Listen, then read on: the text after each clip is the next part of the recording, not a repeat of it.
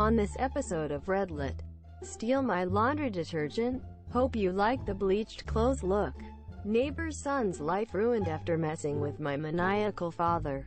Customer is not always right in my field. Steal my laundry detergent? Hope you like the bleached clothes look. This happened when I was in college back in 2011. I lived in a 4-story dorm that was all guys. About 40 to 60 guys per floor. Each floor had one laundry room with 3 washers and 3 dryers plus cubbies to store your laundry bag, soap while you were washing.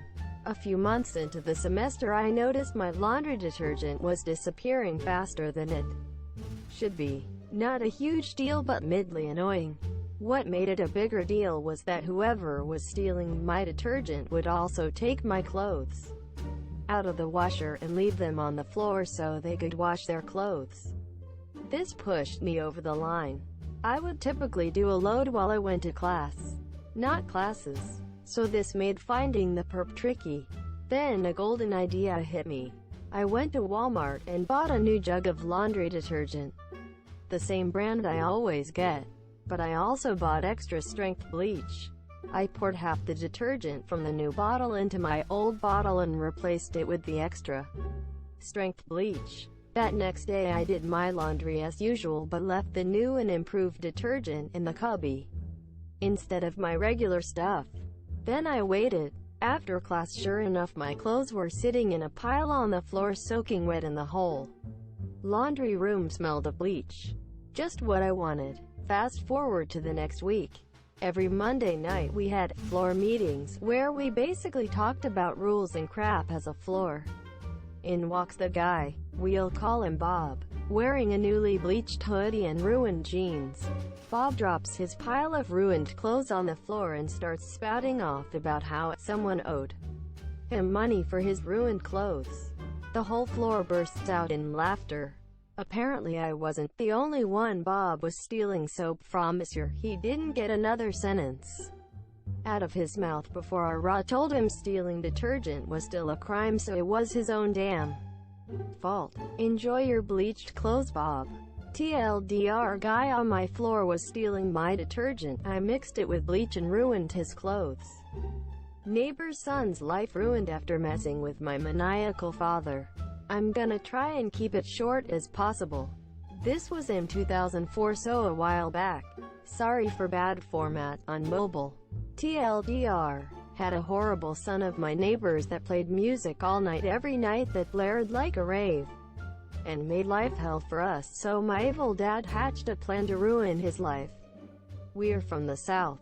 And now when they first moved in we used to shoot guns a lot just for fun and had little games like who had the better shot and stuff like that. Well, they were from Cali, so they had never shot or knew anything about guns, and it startled them.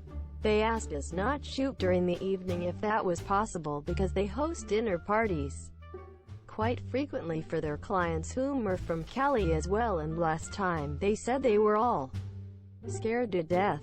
So we stopped since they asked politely. We stopped at around 2 to 3 p.m. before the evening.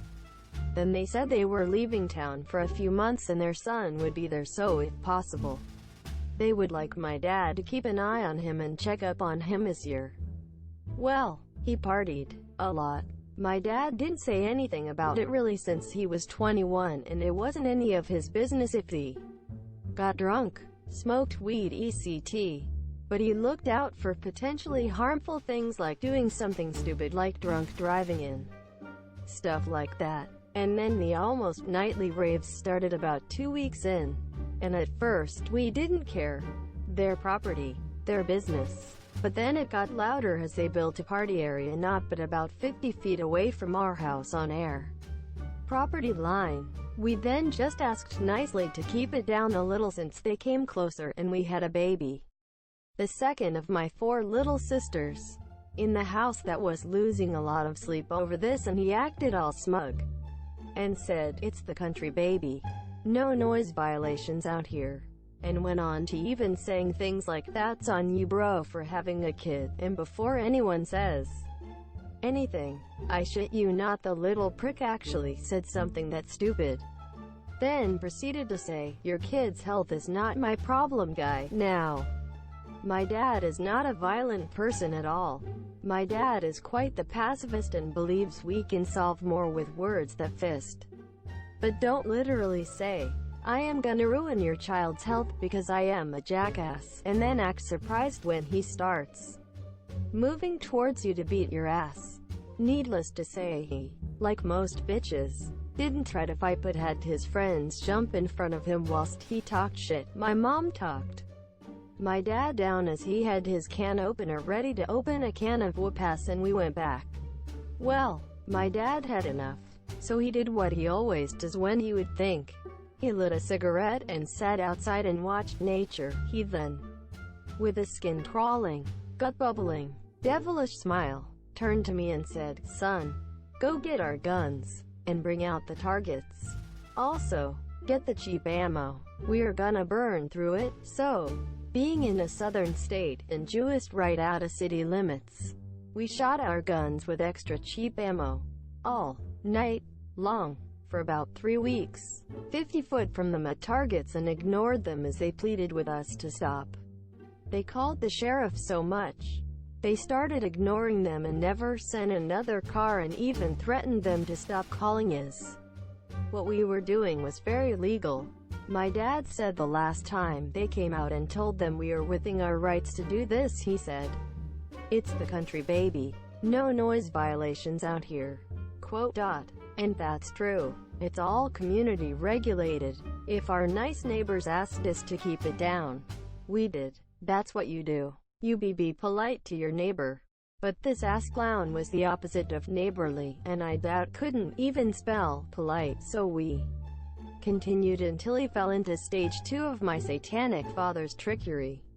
He told his parents, "Mwahahaha," is the mental sound my father made with his big Joker's grin as he ran to get his house phone and call them to tell him that we were scaring them with our big bad shotguns and hunting rifles while the damn party was still going on. And that was precisely the plan for my dad. You see, my dad played chess, not checkers, and just like a pawn, he moved and manipulated him into thinking it was his idea to call his parents, but it was my dad leading him in that direction all along. My dad, you see, he is a bit manipulative against people he doesn't like, and is a person that has done a combination of sales and hard labor. He's know how to read and play on train of thought and emotion. He could manipulate them into doing whatever he wanted. Well, El Dumbo and his big-ass ears fell for it. You see, his parents didn't want him partying or drinking, and as Christians they really didn't want him smoking weed. So when they talked to him, they heard the music and knew immediately that there was a party. My dad very loudly said, "Young man, I need to speak with your parents about this. I smell marijuana. You reek of alcohol, and these parties are getting out of hand." His parents heard him say that and ordered him to put my dad on the phone. He then told them everything but made it sound like the son wouldn't give him the number to their hotel. Before the mass popularity of everyone having cell phones, plus they were older people like in their late 50s, which was true, but he technically never asked further after the first time that he did. He then told them about the state of their and our property because of this, and anyway, they were back in only 7 hours via flight. They were coming back that day, and that was a part of the plan as well, and found the place trashed. They not only apologized but offered us a vacation. They owned some hotel in LA. I don't remember which one. It was like a 3-star, and gave us a 2-week pass. Free food etc. It was fun. Didn't lose anything in LA, which is a very nice southern way of saying I would never live there even if you paid me. But was fun nonetheless. Heard they kicked him out too after that, since he refused to look for a job and refused to work for the family business. Best part is, since his parents were honest people, they told the dean of his college he was attending that they will no longer be paying his tuition. So if he doesn't get you the money, to drop his ass. And that's what they did. Future ruined. now working at the local McDonald's and lives in a rundown part of town instead of his family's really nice 6-bedroom, 4-bath house. LMAO. Gee, customer is not always right in my field. I'm on mobile, and this is only my second Reddit post. Forgive me for the errors. So I'm an ASE certified mechanic. I've been wrenching for 22 years. This story happened way back when I was still in oil change tech and learning my way. This customer comes in one day and wants us to look at his brakes and put some pads on the car that he brought. The shop manager had me bring the car in to look at. I pull the car in the shop and it is grinding real bad when I hit the brakes. I know it's more than a pad job. So the car goes up. The tires come off, and sure enough, he let his brakes go for so long there is no more brake surface on the rotors. He had wore them down to the cooling fins in the middle of the rotor. I of course tell my manager.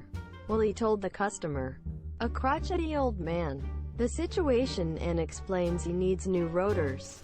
We even took him out and showed him there is really no rotor left at all. Naturally, guy gets super pissed.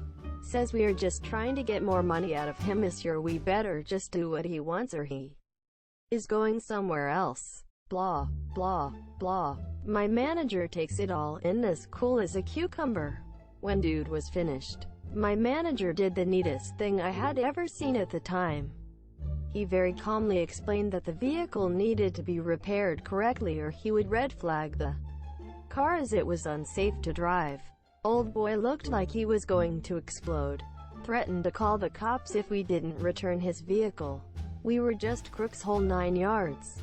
My boss said it's cool, I'll call them for you. Called in the state highway patrol. Showed them the car in front of the customer. They looked at him and said this car is unsafe for the road. He either fixes it correctly or has to tow it out of our shop if he wants to go somewhere else. 'Cause they will not let it on the road. Sad thing is he ended up paying to have it towed out a few days later, which I'm sure cost more than the $40 for new rotors. IDK if he got it fixed right or not. Most wrenches out there just want your car to be safe. We run on the same roads. I didn't know at the time, but I do now, that we do have authority to lock your car down if it is completely unsafe for the road, until it is fixed correctly or towed somewhere else to get fixed correctly. I love what I do 'cause I make the roads safer. I also work in a field where, no, the customer is not always right. Old man learned the hard way. A few others in my career have as well.